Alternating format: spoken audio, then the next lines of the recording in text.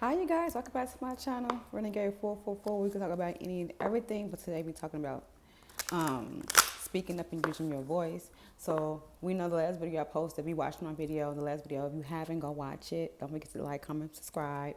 But it says share your voice, and I think that was also a message from me and also those who watched that video, you might feel called to watch that video. But all yesterday, we know yesterday was the a solar eclipse in the sign of Taurus, and every every video I watched yesterday, there was a sign of Sagittarius. Even horoscopes, they were saying it's time for you to speak your truth. And I also feel like that message was also for me to speak about injustice or things, people who have wronged me, things that have transpired in my life that I haven't really spoken on a lot. But I feel like God wants me to share my experience so that for you could be felt like you're not alone in the experience that you have been through. So I'm going to leave by example, and hopefully this video encourage other people who also have walked in my shoes to speak up about the things and people, place, or thing that may cause you harm or try to take you out, because that was their purpose. That was their purpose. They was called to do that by, their demons and their shadow side. So before I get into get into speaking my truth, I'm going to cleanse our space and open up our throat chakra, and also inviting Archangel Michael to protect us as we speak our truth, so nothing formed against us shall prosper, and nothing will stop this message from getting out, and only the right people will hear the message. So that's set out, and we already set our intention, so let's clear the energy.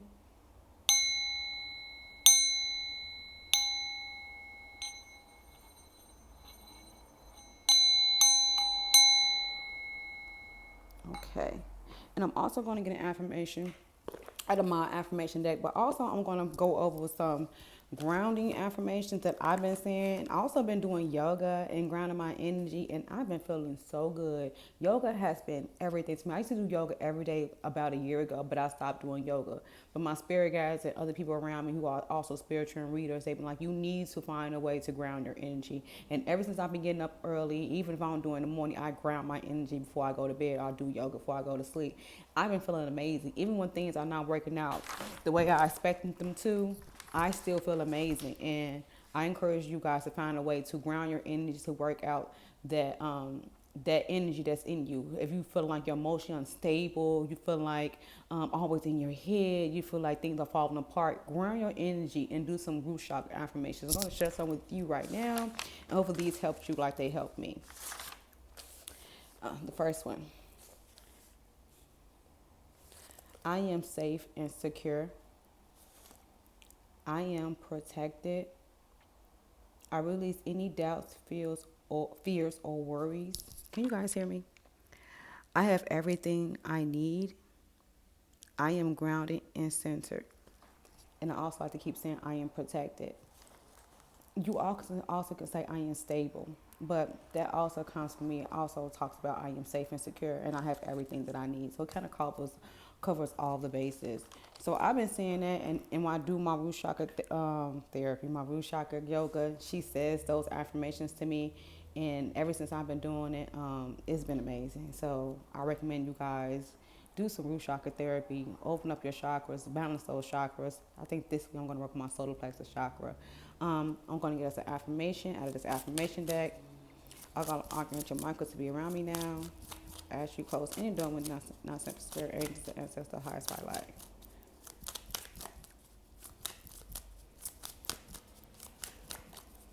So, can I get an affirmation? I don't need that many. Can I get an affirmation for the collective spirit guides, angels, and ancestors? Okay. Number one, I am loved. Nice. It says, I might not have always made the right choices, but I have did my best. I have so much love to give, and everyone around me can feel it. I am given a clean slate every single day to be the best version of me that I can be. I am forgiven. I am loved. That's the number one. So that's one. So you are number one. You could be chosen for something. You could be chosen one, but you are love itself. You weren't meant to be spread love and light on this earth. And it's crazy because I was just meditating this morning, and I was thought, when you meditate, thoughts come to your head, things that you not even a thought she was going to think about, but I keep getting these thoughts from my past. And I have to say to myself in my meditation, like, you have to forgive yourself of the past experience that you experienced. Like, I forgive myself. I have forgiven myself. I've been forgiving myself. Like, if I knew better, I would have did better. I forgive you. Like, I forgive me. And when I kept saying it to myself, those thoughts like went away in my brain. Like, I forgive myself. I can't go back to the past and change the decisions that I made. And I'm kind of happy that I did, because those decisions that I made at that time had led me right here, right where God needed me to be. So let's get into it, y'all. So this message is going to be about, I feel like I really need to talk about is like what it's like to grow up with a narcissistic parent, and also what it's like to grow around narcissistic people. As a light worker, as an empath, you find yourself someone who is high vibing, someone the sun shines on radiant. Even if the sun doesn't shine on you particularly, you radiate the sun, high vibing energy. People sense your energy before you walk into any room. And I want to talk about my own personal experience growing up with a narcissistic parent, and also was married to a narcissist. So I'm also want to get into talking about both of those situations that I've been through, that I experienced. So let's get into it, y'all. I got me some tea somewhere around here so we can sip this tea. I'm going to try to be as open as possible. I might forget some things, I might not, because I was going to write something down, but I kind of feel like I'm just going to speak from the heart, because a lot of it I remember, a lot of it I don't. Like for example, there's a lot of pieces of my childhood I don't remember. That's probably due to trauma, but a lot of it I do. But I was thinking about like the mannerisms of my mother and the things I'm gonna speak about. I'm like, oh wow, like I haven't really been around her often. Like I haven't seen my mother. It's November 9th. I haven't seen her since June 13th. My niece graduated from 8th grade. So I haven't seen her or spoken to her since then. Before that, I saw her in April, and before that, I haven't seen or spoken to her for 2 years. So I don't spend any time with her. So it's like I have to reach back in those memories and remember her mannerisms, things like that. So let's get into it. So I would like to say this. I grew up in a single family home. I am one of 5 children. I am the middle child. I have 2 older brothers, a younger brother, and a younger sister. I grew up in Chicago, born and raised. I was born at Mercy Hospital. Most of us born at Mercy. I was born November 23rd, 1987. I moved. I feel like in the beginning of my childhood, if the pieces I can remember, I feel like we moved around a lot. It was like very unstable. I feel like we lived in shelters and stuff. I do remember living in shelters and things like that. I do remember living with family. And then I remember like moving to the projects when I was 5 years old. I moved to the projects when I was 5 years old. I remember that day so vividly because I was so mad because I didn't want to live there. And I was so angry, even at 5 years old, like I did not want to live there. I remember meeting this girl named Jennifer. She walked up to me and she introduced herself to me, and she was like, "Hi," and I was like, "No," like I was so mean to her. I think Jenny is like a year or 2 older than me, but she was older than me. She was nice. We became family. I don't remember any abuse in my younger years. It's just like I feel like the projects. I really feel like the projects definitely played a part in my upbringing and the part in the way it affected my mother personally, because I really feel like she really did hate living in the projects. We was the only people in our family and my mom's side anyway who lived in the projects. So I really felt like she was too good to live there. I feel like when she moved in the project, she felt a sense of herself like die because she knew she was better than where she was at. But her circumstances didn't get her opportunities to be what she wanted to be. So we moved in the projects. I lived in the projects from the age 5 to 16 and a half. We moved from the projects when I was in November as well, right before I turned 17. So, which is this month. I think we moved on November 16th from the projects. I'm in 2004, I believe.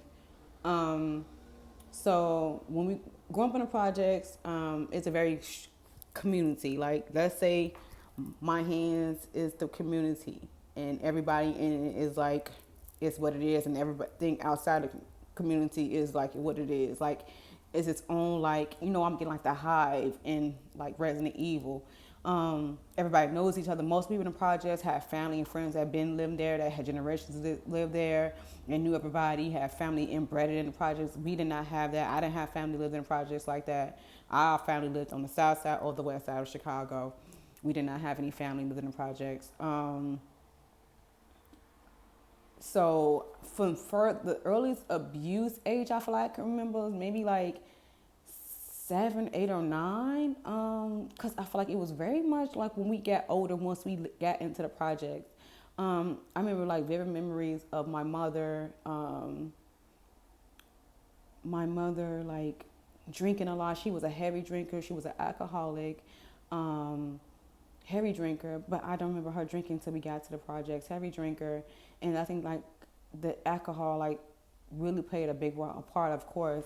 But I feel like the early memories I have, my mother like abusing me and my siblings. I feel like when she used to put us out on the porch. We like in the projects, it has like those on the like steel, like the steel things outside of your house. But she used to put us out in our pajamas in the middle of the winter and make us stand outside. She would tell us, get the fuck out of my house. Like, and she would put all us outside like in our pajamas with no coats on in the dead of winter in Chicago in the 90s. And people would walk past us and it'd be so embarrassing because nobody would say anything. Nobody would do anything because in the projects, like, you would know what somebody's going through, but you wouldn't say anything. Like, nobody told on each other. It'd be like there was a very community like that. So, and then it got worse. Her like fighting my brothers. I remember her a very core memory of her stabbing my older brother in the shoulder. Like, she used to viciously attack us like we was her enemies on the street. I don't know if it was the alcohol, but you would think it was the alcohol. Like, I mean, her attacking my brother. I think he's 40 now. She's stabbing him and things of that nature. And it was just so much violence in my household, especially when it came to my brothers. Eventually, my 2 older brothers were taken away by their father, and their father raised them, so they wasn't around anymore. Yeah, and so because they wasn't around anymore, it was like the abuse solely focused on me and my sister and my brother. Yeah, mostly me, I would say, because I got to the place where I knew that she was wrong for the things that she was doing. Like, my mom would be one of them people, like, she would beat you down like a husband, like a domestic violence situation. Like, a husband beats his wife, then he'll bring you flowers and hearts and he'll tell you sorry. Like, my mom used to do that to us. Like, she'll beat us one on Sunday, then on Saturday. Well, she'll beat us Saturday, on Sunday, and she'll tell us she's sorry. And then eventually that stopped. She stopped apologizing for it. And then she'll want us to hug her and kiss her and tell her she loved her. Then I wouldn't move. Like, I would just sit there and just watch her.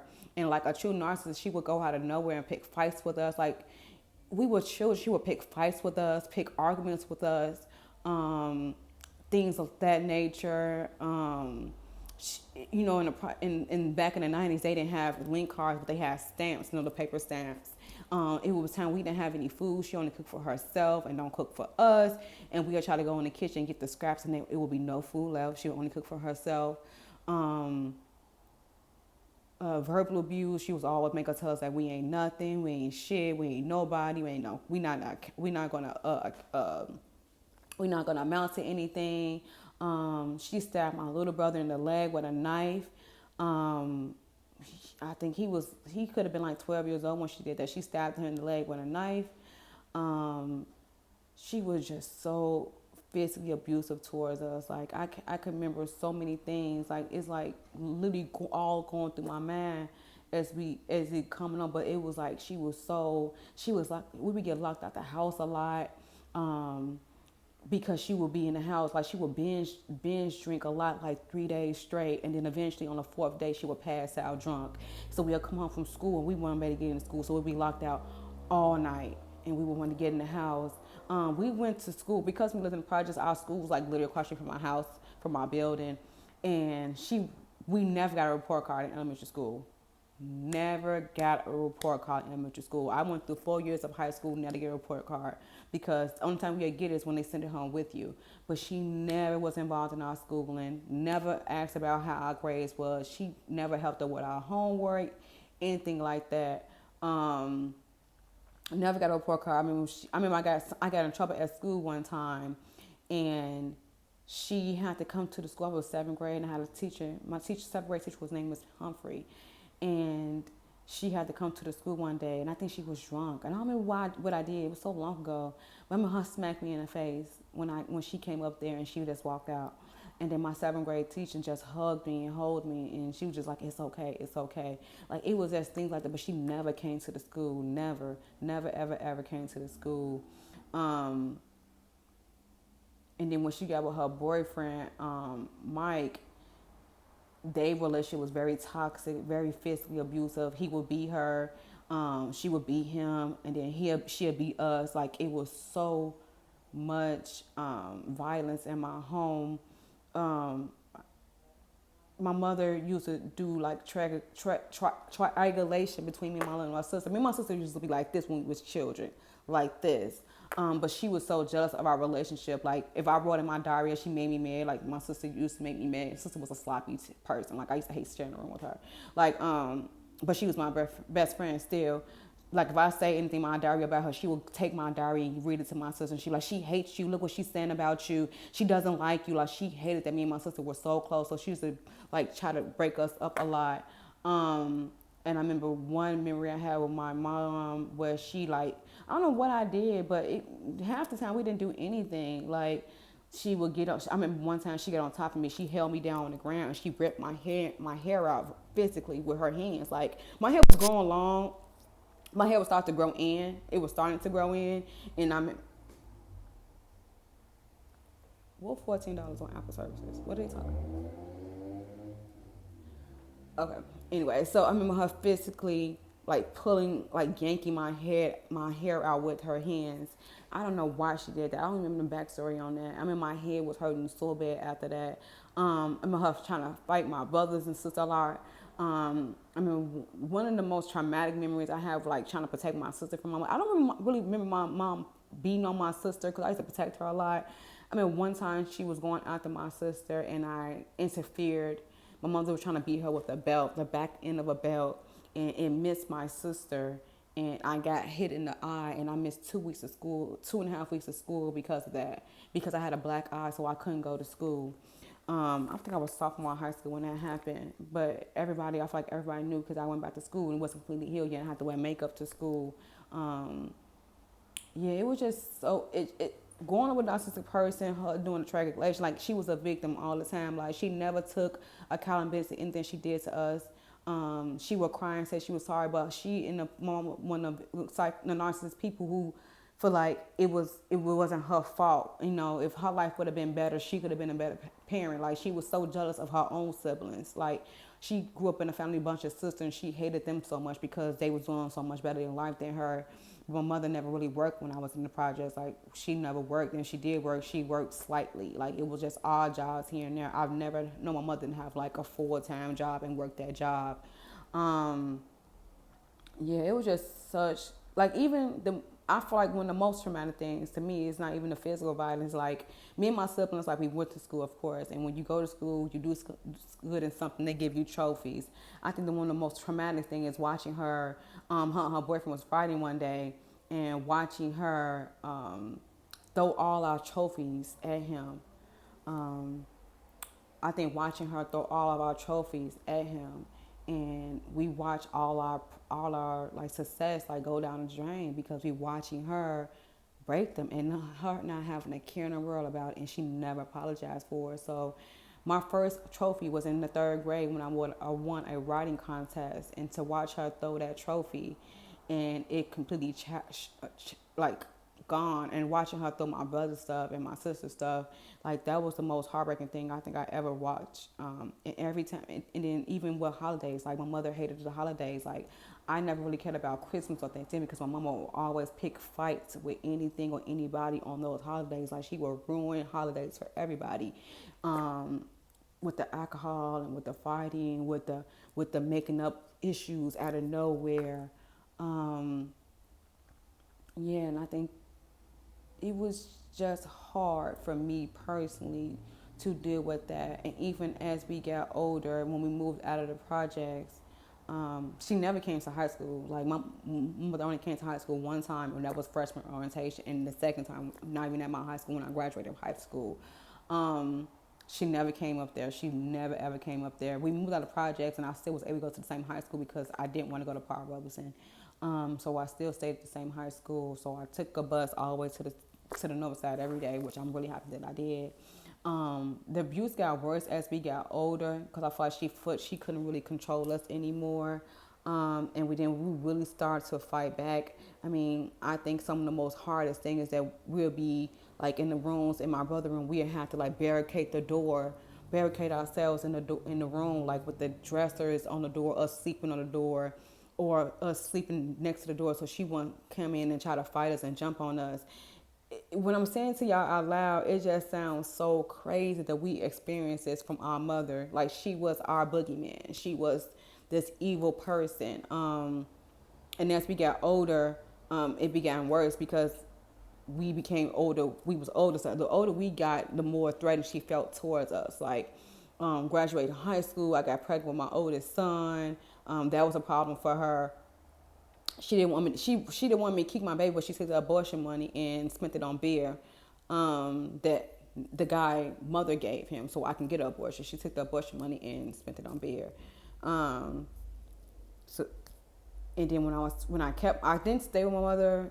Then when I got pregnant with my son, when I was about 4.5, 5 months pregnant, she kicked me in the stomach with my son. So I left her house and stayed with a friend for like 4 months, like maybe 3 to 4 months. I think I was like 7 months when I came back to my mother's house. She couldn't put her hands on me, so she just like threatened me a lot. So she just like threatened me a lot. You know, my stomach was out here, so she couldn't really get to my face. So she was threatening me a lot. She tried to hide food from me and things like that. And then eventually, when we moved out that apartment, we moved to a bigger apartment because I had my son, and mother has a Section 8 voucher, so we was able to move to a bigger apartment. And oh my God, as soon as we moved into that other apartment and my son was born, oh my God, things got even worse. My son had to stay in the NICU for a week after I gave birth to him. Even though I was so big, he was under birth rate because I was so stressed out during my pregnancy. I had a really bad traumatic pregnancy with my son, of course.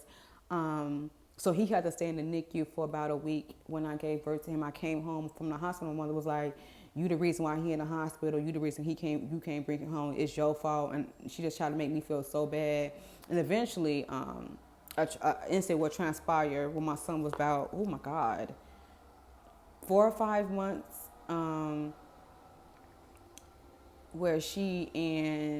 well, before that, my mother used to put me out a lot with my baby. Like, she used to put us out a lot with my son. And I would have nowhere to go with my baby. And it always used to be winter time. I swear to God, y'all. I remember being with my son at the police station and waiting for a shelter to come to take me to the shelter. So traumatic, and such a traumatic experience. And then eventually with my son, before that happened, my mother had gotten into an incident with my sister and one of her friends, and my mother was chasing her down with a knife. And all this incident started because I asked my sister to watch my son, and she did. And my mother wanted to take my son outside, and then she brought him back inside and left him on the couch unattended. And my sister was like, "Well, he needs to eat." And she's like, "No, he's not gonna eat." And my sister like, he is gonna eat." And so they got into an argument or a fight because my mother was trying to stop my sister from feeding my child. And that turned into a whole big debacle when I came back. The police was called. She ended up going to jail for 3 months. So we had to stay in the house by ourselves. Eventually, she got out the house. She lied and told them that she was going to lose her Section 8. But by the time she got out, I mean, being in that house, being in my apartment with my siblings, and I think Mike was there. I think he was there, and I think Rondrine was there too. And they, sending her a letter like she lost her Section 8 because Section 8 they have all these rules and nobody is to go to jail. Even though my brother had went to jail a couple of times, they didn't find out about it. But when she went to jail, and she was a primary holder, so they took our Section 8 after that, and that's when everything really fell apart with my mother. And then we would just bounce from house to house. And everywhere we went, My mother always left me behind. Like, my mother got another apartment, she left me behind. Everywhere she went, she only would take my sister with her. She would never allow me to come. She would only take my sister with her. Eventually, my grandmother would let us stay with her for a while. My mother came to stay with us for a while because she was homeless as well, and we got into this big fight. She ended up falling down the stairs or something like that. Yeah, y'all, it's so much stuff, and I'm talking to y'all about it, and it's coming back to me slowly, but I'm just realizing how traumatic and how abusive and how much violence I grew up under. Even living in the projects, they say Cabrini Green was one of the worst projects in the city of Chicago, but that itself is traumatic, but also living in a household where even more abuse is happening to you, and then also having to go to school and also be a child of that, and growing up in that poverty and grow up in that pain and growing up in that experience. And I was telling y'all, like, I didn't even, like, it was crazy. Mike used to fight my mama all the time. Like, their relationship was so toxic. Like, they used to fight like cats and dogs. I even watched her beat up one of her friends that Mike held her down. There's another woman that lived in the building. My mama didn't like her, and she beat the shit out of my mama in a hallway. Like, it was so much violence. I remember she kicked another woman that she didn't like for no reason down the stairs, and she had a fucking cane. Like, it was so much violence. So much violence. But I feel like the family started finding out when my auntie Kim, who's no longer here, God rest her soul, she got married. And that's the thing too, we never was able to go to no family reunions, we never was able to go to no family weddings, no deaths, nothing like that. She never let us go. My auntie Regina passed away too, God rest her soul. And I remember my mama coming home from the hospital, and she said to us, like, I remember her coming in me and my sister's room, and she said to me and my sister, she woke us up out of our sleep, she said, God, why did you have to take my sister? Why you didn't take my kids instead? And me and my sister looked at each other like, what? And like, that was a very traumatic experience too. And then when my auntie got married a few years after that, my mother was really, really drunk. We was at my auntie Sheila's house, and she was really drunk, and she told us to like get dressed and come upstairs. And we was like, okay. She was like, told us to get dressed, we about to leave. And then I think my cousin was like, can you stay? Can we spend the night? And she's like, no, y'all not spending the night. And she was so drunk, you guys. She was so drunk. I think she was so jealous of my auntie Kim. I remember her coming downstairs, and her making us come downstairs. We came downstairs. My auntie Sheila had this beautiful living room that nobody really went in, and she always kept this really beautiful fish tanks in her house. She was just talking to us, like she was going and on. Eventually, out of nowhere, she would go on and take me and my brother and my sister and all slam all our heads into the fish tank, like one by one. She slammed all our heads into the fish tank, and eventually it broke on my brother. My brother still has this big ass gash in his head from her doing that. And I remember DCFS coming to our house and them telling us, like, y'all have to lie about what happened to y'all, because Mike told us, like, if y'all go into foster care, y'all can get raped and stuff like that. But I remember thinking, like, that's one of the worst decisions I ever made, was to lie, because I'd rather been in foster care at this point. But he told us to lie. And I don't view Mike, even though Mike and Ross was together for like 10 years of my life, I don't view him as a father figure, because I feel like a father protects his children, and I feel like he did the opposite. I feel like he protected my mother more than he protected us. Yeah. And it was just a very traumatic childhood. I don't wish it on anybody. The healing process has been great on me. Even to this day, I'm 34 years old. The healing process has been great, because a lot of it comes from a point of not knowing why this happened to you. Like, why knowing, like, you have to experience this type of pain. Now I know where I'm at now. I understand why God put me in that situation. A lot of healers, a lot of light workers are born in vulgar situations. You have to go through some of the, it's like like that lady said, you have to fight, like, the light is inside of you. You have to fight. You have to fight to let your light shine in the midst of the darkness. Even with all that happened to me, even with all that painful shit happened to me, even dealing with the abusive relationships, abusive men in my life, I still have remained who I am. My heart hasn't went cold. I've probably been emotionally detached at times, but who wouldn't be? But I still have remained 100% myself. I was still able to become a great mother to my children. And I still be asking God, like, how did that even happen? Like, to be the woman that I am, even though I didn't have no type of guidance from nothing or nobody. We didn't grow up in a tight knit family. My mom's family was very much scattered. I think that was due to my grandmother as well. Nobody was close. Some people was close, some people wasn't. And we weren't close with nobody because we lived on the projects and everybody else lived out south or something like that. But I didn't grow up knowing my grandmother, who was also on my altar, my grandma Pearlie Mae.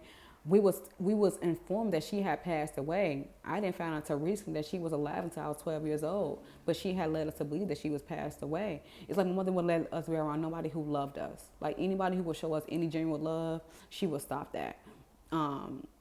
Very much stop that. She never supported us in school, anything like that. Even to this day, it's still a lot of animosity. I feel like towards my mother towards me, even though I don't have any towards her. I have forgiven her because I'm not gonna let her have. She already took my past. I'm not gonna let her have my future. So I don't hold any resentment or pain towards her. If I did, y'all would see me crying my eyes out. But that situation definitely let me believe, like coming out of that and then becoming an adult with my own kids, with my own apartment, with my own boyfriend at the time. Like when I was with Elijah's dad, we lived together. And I remember this day when I was 25 years old. I hope I'm not all over the place, you guys. I remember when I was 25 years old and I was crying in my house and I was saying something. Because even when we was grown and I had my own apartment, it still was that animosity towards her. Like she didn't want to help us with nothing. Like she was a bad mother. Like she hated us. She treated us like she hated us. And then I feel like as my sister got older, my sister grown to know that too. Like she don't fuck with you like that. Like she only fuck with you when it's convenient for her. And I remember saying to him and saying to myself, like, do you think I should heal from this pain? He's like, yeah. He like, you should heal from that. Like, it's destroying you. So I decided at 25 years old, like, to start healing myself from that pain, to start disconnecting myself from them as well. Because no matter where I live, my mother would never come and visit me. Like, she never was welcome in my house. So she never been to no apartment where I lived there. Never. I can't even not one apartment she been into. Never. And I have my own apartment since I was 22 years old. I lived on my own. And she never been to my crib, y'all. Never have visited me. Not one time. She doesn't have a relationship with my boys either, which is a blessing from God. So I started really healing myself and disconnecting myself from my mother. And eventually I started disconnecting from my sister because my sister was more dependent on her than I was. My sister ended up having a baby young and having kids, and she needed help. But even though I had my son young, I still had more help on his dad's side than my sister had. So I didn't really depend on my mother for anything like that. When I gave birth to my second son, I lived with her because I was in a situation where I needed to live with her. My lights was off at my apartment. And she was cool, y'all. She was cool. And then I gave birth to Christian. And I asked her, can you go home and get the car seat? Y'all, she never came back. Never came back. If it wasn't for my friend Joyce, I wouldn't have got home with my son. I swear to God, she came and got me with her daughter's old car seat, and I thank her to this day. And when I got home, my mother was drunk as hell on the couch. I'm like, why you never come back to the place? And eventually I moved in my apartment with his dad. And that relationship was terrible because Andre was not in a position to be a father. I think I projected on him what I wanted on him and what I saw in him. That's what I played in my head earlier. Like I should have just left him alone. I shouldn't have let him move into my apartment. I should have let him just be a father to his son. Because up to that moment, Andre said he didn't want anything to do with Chris. He told me to abort Christian, and I refused to. And I told him I was going to just keep Chris and take care of him myself. But the guilt ate up him, so he had to come around eventually. Then I didn't end up telling his sister because he thought he was about to get over on me. Then he went around lying on me, telling everybody I told him I was on birth control, and I never told him that. He told me the same thing about his current girlfriend, and she told him that she couldn't get a period. Yeah, it was just a lot of that. Like my marriage was terrible. Elijah's dad resented me because I was struggling. He was mad that I couldn't be around for Elijah because eventually I had to move in with this guy, and I didn't want Elijah to live with me. And I let him stay with his father. Why would I bring my son into an uncertain situation when he has a father with a house and a home and people who loved him to provide for him? So that's what I did. And his daddy resented me for that, and he eventually he would tell me that he resented me for that. And I don't understand why he resented me for that, but he hated me for that. I don't know why. Maybe because he had to be a father. I don't know. But he's never really been an active father. He's been in and out as well. So when I got with Christian said, like I was still dealing with men from an unhealed place. So I was still dealing with emotionally unavailable men. Shit, eventually I was emotionally unavailable, but I was still like a good mother to my children, even in that. So I blame myself for dealing with Christian's dad when he was emotionally unavailable to me, when he showed me all the signs and everything to me to just cut him off. He definitely was a cheater, definitely was a liar, definitely gaslighted me. Eventually we would get married. He cheated on me the first year we was married, and I took him back. It was definitely it was just not a good relationship. I just feel like he reminded me of my mother so much, and I would later figure that out, that he was trying to destroy me like her. And eventually he basically said, like, he said to me, like, I hope you don't hate me like you hate your mother. But at that time I didn't hate my mother. He thought that I did, but I didn't. Both him and my mother they very supportive signs. They both share, like, they care how people they care how people view them on the outside, but they care about the way people view them on the outside, like materialistic stuff, the people think about them, the people see them. They care about that version of themselves, but deep down they were very evil, mean spirited ass people. And I would go to divorce him, eventually leave him. He was called karmic masculine. He hurt me dearly because I did really love my husband, but now when I go back and see, I don't feel like I loved him like that. I feel like I loved the idea of him and what I projected on him. But what he showed to me, that he wasn't able to do that. Like, he was never really capable of taking care of me and my kids. Like, he could never keep a job. He couldn't really financially be stable for us. We had to move around a lot. We lost so much because of him. Like, it felt like the relationship was going in a constant circle. And that's when eventually I was like, this ain't right. It's time for me to get off. And then this is like, he pushed me towards my spiritual awakening, pushed me towards spirituality. So I feel like that relationship really was meant for me to experience. Because like God, like they said, if you don't learn your lessons, God will constantly keep putting you in the same situation until you learn them. So he was my lesson. The lesson turned into a blessing. So yeah, it has been a very, very hard road for me. I'm still healing. I will never be done healing. I have been able to process the things that I've been through. If you follow me on TikTok, I was just going through a thing a week, 2 weeks ago, when I felt like I didn't understand what was happening to me emotionally. Like, if I could just ask God one question, like, why do I have to experience all this pain? Why do I have to be alone a lot? Because I feel like everybody has been removed from my life, like my whole life. God has been removing people. There was nobody in my life other than my children that has been consistent. And I was like, I don't understand why I can't keep people around me. It was because they wasn't supposed to be around me. He was actually helping me. He was removing them because they weren't supposed to be there. It was something else I was supposed to get from them. There was a lesson. I had to get the lesson and go. But 2 weeks ago, I was like, I don't understand why I feel this anger, though. And it was like, I had to go through, like, I learned so much from TikTok and reading books, and it's like, and reading and watching documentaries. And it's like, you as a healer, like when I found out I was a healer and I found out what my purpose was, I had to go through those experiences. I had to be broken down. So therefore, when I talk to other people who have been broken or been where I'm at, I can sympathize with you. I cannot help heal you or give you words of wisdom, words of advice until I go through them as well. And in this crazy world, wisdom comes from pain. So at this point, I have it. I don't think I know everything, but I have a lot of wisdom inside of me. So when I started accepting the fact that I had to go through what I went through, because it was because of God's divine plan orchestrated for me, because the contract I signed with him, to be a light worker, to be an empath, to be a healer, to be someone who could speak life into other people. I understand what my place is in the world now. It's like I had to be ridiculed and broken and cast out like the black sheep in my family, so that I can know and find my power even in the months of chaos.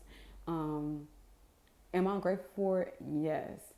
I'm glad that the pain is over. Even though you'll never start experiencing like painful situation, I'm happy that I don't have to deal with people like that anymore. Like, I'm happy that I could just be at peace within myself and not try to validate myself through other people. Because when you go through your life and you never have love, nobody show you love, you go around trying to get people to love you. You become a people pleaser, and then you give everything to people who are not deserving of you. And I'm so happy that I learned that lesson to love myself and to accept myself and to validate myself only through my eyes and hold myself to my own standards. Because had I not learned those lessons, I would still be on the same merry-go-round with the same freaking people, and I don't not want to be there. It's been a learning experience. It's been a painful experience. I have cried many nights. Many nights. I have shed so many tears. My heart has broken over and over again, but some way God has mended it and put it back together. So we just get a nice sigh of relief knowing that from this moment on that I'm going to be okay. I'm going to be okay. And knowing and feeling it in my mind, body, and spirit that I'm going to be okay on my own. And I don't need nobody else to be with me to take care of me or just depend on them, be codependent on nobody else's energy to validate me, my insecurities, because it's never going to happen. Because most of the time, a narcissist is going to exploit your insecurities. They're gonna, if you do ask them for help for something, they're going to throw it back in your face. You know, I don't want to be around people like that anymore. So therefore, I have found myself in a place of hermit mode, just being by myself, talking to you guys, doing my tarot videos and things of that nature. People will say that the narcissist would say that I'm demonic and I'm doing evil things, but I love tarot. And my ex would say that our ex-husband would say he don't believe in tarot, but he was the one who told me, like, do readings on me. Like, ban me most of all my spiritual stuff in the beginning came from him, for him to go around like, oh, I don't believe in that stuff. But you got it all from me. You was one in telling me, do your tarot videos, learn how to read your cards. He was trying to uplift me, but the whole time I feel like he felt invisible when I was around. I feel like he felt envious of me. He was in competition with me. And I used to tell him that all the time. I feel like he was in competition with me. Like, I feel like a man to compete with a woman is disgusting, but I feel like he was jealous of me. He felt like a male version of my mother. And I'm glad I don't have to deal with him anymore, just for our son. Yeah, I might have missed some stuff, y'all, but that's the way I had to get it out. If you resonate with this video, if you want to comment your what you've been through and your link with me, we could just have a discussion about it. That's my time, you guys. I'm also going to post another video today, so thank you for being here and letting me share my story with you guys. It's really been, this is healing. Sharing your story is healing. You don't have to keep in that pain. Share your story. Don't let anybody silence you. When I first moved into this apartment, I told my cousin Jessica, when I first started doing tarot on TikTok and recording videos, my throat chakra, it was like somebody was attacking my throat chakra. I had like such pain, like from the side of my neck to my throat. It was like I couldn't even move it. It lasted for weeks. Usually you get a crook in your neck, it lasts and go away. But I was like, this pain is not moving. Like somebody doesn't want me to speak. And one day I was laying in the bed and I had prayed to God heavy, like, God, please remove this pain from my neck, please. And the very next day, y'all, that pain was gone. Prayer is powerful. Don't stop praying. Pray the things that you want, the things you ask for to existence. That's the power of manifestation. A lot of us have the power to speak the things we want and need into the universe, and God will grant them for you. That's why your voice matters. Share your light, share your story, and never stop speaking on your behalf or the behalf of other people. Some of us are called to bring justice to other people with our story. So you never know how your story can inspire the next person. And I hope this story is inspiring to you guys. Thank you for watching. Thank you for subscribing. Thank you for supporting me. And don't forget to like, comment, subscribe. And I'll see you on my next video. Bye.